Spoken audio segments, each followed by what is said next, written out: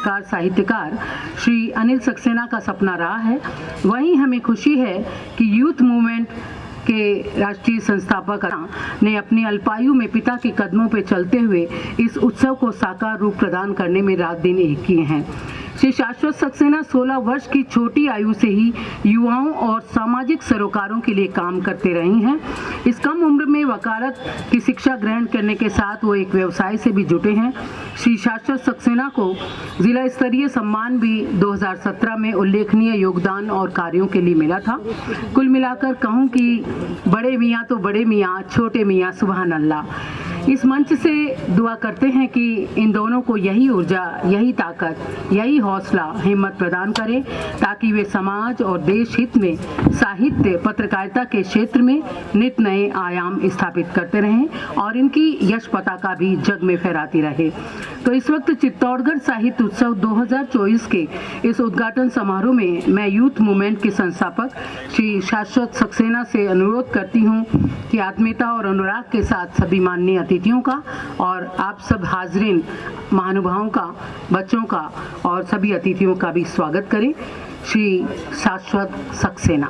15-16 साल का था जब सोशल वर्क कर रहा हूँ, युवाओं को जोड़ रहा हूँ और जो हमारा उद्देश्य युवाओं को शिक्षा से लेकर रोजगार दिलाने तक और उन्हें मार्गदर्शन दिलाने तक का काम रहता है।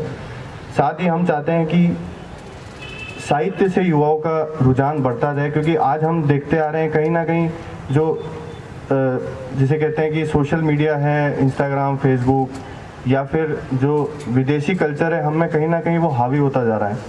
डिप्रेशन और छोटी उम्र में भी युवा आत्महत्या जैसे कार्य कर रहे हैं। तो मुझे ऐसा लगता है कि कहीं ना कहीं हमारी संस्कृति, सभ्यता और हमारा जो कल्चर है, हम कहीं ना कहीं उससे दूर होते जा रहे हैं और उससे जुड़ने की हमें बहुत ज़रूरत है।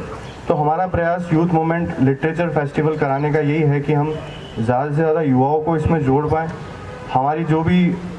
हमारी जो कल्चर है, हमारा जो संस्कृति है हमारे देश की, हमारे राज्य की, और हम जिस क्षेत्र में पैदा हुए हैं, चित्तौड़गढ़ कर्म और धर्म की भूमि है ये, तो हमें गर्व होना चाहिए और हमें हमारी सभ्यता, हमारे संस्कार को आगे पहुंचाने का कार्य करना चाहिए। तो इसी सोच के साथ, इसी कर्म के साथ हम इस प्रकार के आयोजन करना चाहते हैं और आगे भी करते रहेंगे। आप सभी युवाओं का, वरिष्ठों का, बड़ों का, बुजुर्गों का स्नेह, आशीर्वाद इसी प्रकार मिलता रहे। इसी उम्मीद के साथ कि हम इन 3 दिनों में जितना अच्छा कार्यक्रम कर पाएंगे करते रहेंगे।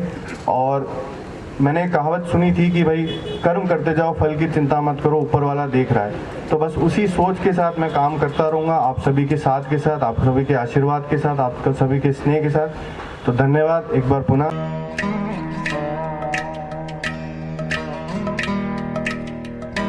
चाहते हैं हमारे बीच माननीय जिलाधीश महोदय जो बहुत शालीन हैं, वागीश हैं, नेक दिल हैं, एक श्रेष्ठ प्रशासनिक विभूति के रूप में यहाँ मुख्य अतिथि के रूप में पधारे हैं, जो बांसवाड़ा में अध्ययन कर इंजीनियरिंग की डिग्री लेने के बाद भारतीय प्रशासनिक सेवा में IAS के रूप में सफल हुए। केवल 40 वर्ष की उम्र से भी आपकी कम आयु है। खूबसूरत व्यक्तित्व के एक युवा जिलाधीश का यहाँ आना ठीक वैसे ही है जैसे किसी बागीचे में एक साथ किसी गुलाब के पौधे पर कई गुलाबों का उग जाना। आप जन जन तक केंद्र की सभी कल्याणकारी योजनाओं का लाभ पहुंचाने में, पंचायत स्तर पर उन्हें प्रभावी बनाने में और साथ साथ कार्यालय को जन सुलभ बनाने के लिए प्रतिबद्ध हैं ताकि अच्छे से जन सुनवाई हो और जन जन को त्वरित लाभ भी मिले। तो देखने में देखिए कद उनका बड़ा ऊंचा लगे, एक खुदाई नूर से निखरा हुआ चेहरा लगे, कामयाबी से संवारी जिंदगी कुछ इस तरह इंसानियत की लहरों का बहता हुआ दरिया लगे। तो आज के ये दरिया हमारे चित्तौड़गढ़ के हर सूखे खाप को हरियालापन दे, इसी कामना के साथ मैं आपको मुख्य अतिथि उद्बोधन के लिए आमंत्रित करती हूँ। जी, इसमें तरह तरह के विषय आप यहाँ करेंगे और मैं निश्चित रूप से चाहूँगा कि जब ये सारे चर्चाएं और विमर्श हो जाए तो इसका कोई ना कोई जो भी आप सार निकले तो अंत में ज़रूर जब कार्यक्रम समाप्त हो तो हमें भी बताएं कि आपने फिर क्या आगे का सोचा है और इसने क्या बातें निकल के आई हैं।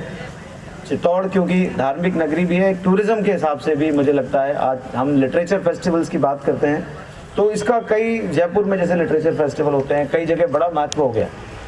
बुक्स का काफ़ी कल्चर हो गया है और बुक्स जो है वो हमारी पढ़ने की आदतें बच्चों कम होती जा रही है दिन ब दिन। एक तो मोबाइल पे बहुत कुछ शॉर्टकट में अवेलेबल है, इतने शॉर्टकट में है कि अभी शॉर्ट्स वीडियो भी शॉर्ट्स में आ रहे हैं, सब कुछ शॉर्ट्स में चल रहा है और आप लोगों को बड़ा फटाफट इन्फॉर्मेशन मिल रही है, लेकिन वो इन्फॉर्मेशन आपको कंफ्यूज भी कर रही है।